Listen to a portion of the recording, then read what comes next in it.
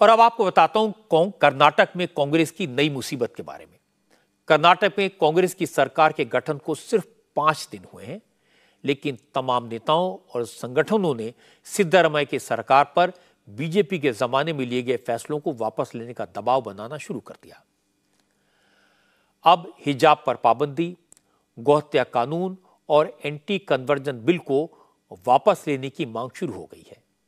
Amnesty India ने कर्नाटक सरकार से कहा, इस तरह के फैसलों को माइनॉरिटीज के खिलाफ हथियार की तरह इस्तेमाल किया जा रहा है, इसलिए कर्नाटक की नई सरकार इन फैसलों को वापस ले।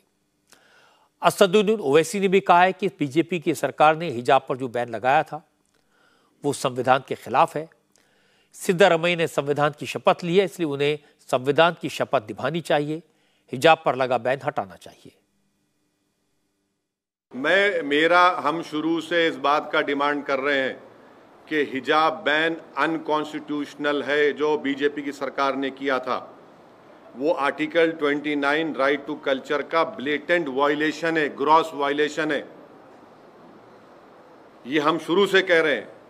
कोई क्या कहता है नहीं कहता हमको मतलब है। हमारा कंसिस्टेंट स्टैंड ये है कि राइट टू कल्चर एक अनफेटेड फंडामेंटल राइट है संविधान में, और मुझे उसका प्रोटेक्शन हासिल है। वो अनकॉन्स्टिट्यूशनल है, उस बैन को जाना चाहिए। सुप्रीम कोर्ट में भी जब ये 2 जजेस बेंच के पास गया तो 2 जजेस ने डिफरिंग ओपिनियन दिया, और एक फेवर में जो जजमेंट आया तो उन्होंने यही बात कही है। और आप कैसे रोकेंगे किसी को कपड़ा क्या पहने? जो संविधान पर हल ओत लिए हैं उनको संविधान का पासो-लिहाज रखना चाहिए। यह मुद्दा उस वक्त और गर्म हो गया जब मल्लिकार्जुन खड़गे के बेटे और कर्नाटक सरकार में मिनिस्टर प्रियांक खड़गे ने साफ साफ कहा, पिछली बीजेपी सरकार की नीतियां संविधान विरोधी थी। समाज को तोड़ने वाले ऐसे सारे कानूनों की नई सरकार समीक्षा करेगी, उन्हें रिव्यू करेगी और लीगल एक्सपर्ट्स की राय को लेकर आगे का कदम उठाएगी। I'm not sure what Amnesty International has exactly requested the state government, but definitely we'll be having a look at all the policies that the previous government has come in, which is against the constitution, which is against the spirit of building a society, which is against the inclusiveness of a society. So we will relook at every policy matter that the previous government has brought in. Everything, like I said, cow slaughter or your anti-conversion bill or whatever executive orders that they have passed with respect to moral policing, everything will be relooked into. Since it's already a bill, we need to tackle it legally. We will do it. Chief minister Siddaramaiah और deputy chief minister DK Shivakumar इन मामलों की गंभीरता को समझते हैं, इनके सियासी असर को जानते हैं, इसीलिए ये दोनों नेता संभल कर बोल रहे हैं। डीके शिवकुमार ने कहा, ये सब पॉलिसी मैटर्स हैं, इन पर विचार होगा, जब कोई फैसला होगा तो सबको पता चल जाएगा।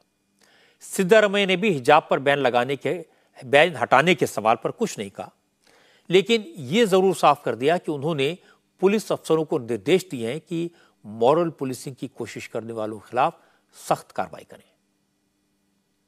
We have instructed all the senior police officers, no subordination, no moral policing. And to those who are making false news, and action will be initiated against such people. Sir, Amit, Karnataka government asking to remove hijab ban and cow slaughter bill. Amnesty International. आपको ध्यान होगा, चुनाव के दौरान कांग्रेस ने ऐसा माहौल बनाया था कि जैसे ही उनकी सरकार बनेगी, पलक झपकते ही बहुत सारे काम हो जाएंगे। हालांकि ऐसा होता नहीं है, लेकिन जनता तो ये मानकर बैठी कि सरकार बन गई है, इसलिए सारे वादे पूरे हो जाने चाहिए। कांग्रेस ने 5 गारंटीज दी थी। सिद्धरामैया ने पहली कैबिनेट में 5 गारंटी लागू करने पर सहमति दे दी। अब इन्हें लागू कैसे करना है, फंड का इंतजाम कहां से होगा, इस पर विचार हो रहा है, लेकिन जनता इंतजार करने के लिए तैयार नहीं है। इसलिए कई इंटरेस्टिंग वीडियो सामने आ रहे हैं। कांग्रेस ने चुनाव के वक्त महिलाओं को बस में मुफ्त यात्रा का वादा किया था। अब कई जगह सरकारी बसों में महिलाएं किराए देने से इनकार कर रही हैं। नॉर्थ कर्नाटक का एक वीडियो खूब चर्चा में है। बस में एक महिला से कंडक्टर ने टिकट के लिए पैसे मांगे, तो महिला ने कहा पैसा क्यों दूं? अब कांग्रेस की सरकार बन गई है, अब बसों में महिलाओं की यात्रा फ्री है। इसको लेकर खूब बहस हुई। आके लोगों ने महिला को समझाया तो उसने भारी मन से टिकट के पैसे भर दिए।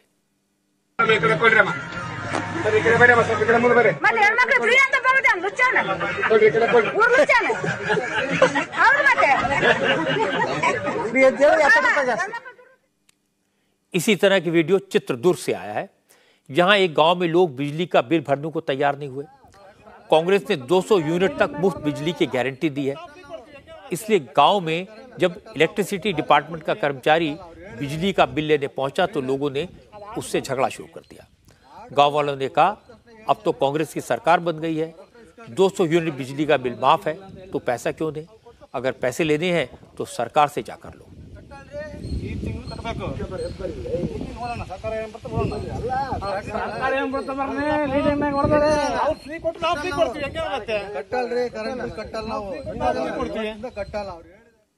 ऐसी घटना कल बेलगावी में हुई। यहां भी बहुत सारे लोगों ने बिजली का बिल देने से इनकार कर दिया। बिजली विभाग का कर्मचारी समझाता रहा कि सरकारी आदेश अभी नहीं आया है, लेकिन लोग नहीं माने। कहा कांग्रेस ने वादा किया था कि बिजली फ्री करेंगे, अब वो बिजली का बिल नहीं देंगे। आखिरकार बिजली कर्मचारी ये चेतावनी देकर लौट गया कि अगर बिल नहीं भरा तो कनेक्शन काट दिया जाएगा।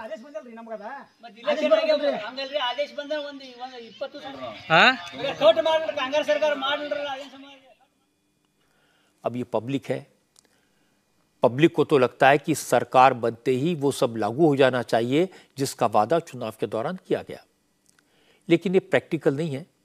ये अच्छी बात है कि सिद्धरमैया और डीके शिवकुमार दोनों कह रहे हैं कि सरकार के फैसले सोच विचार कर लिए जाएंगे।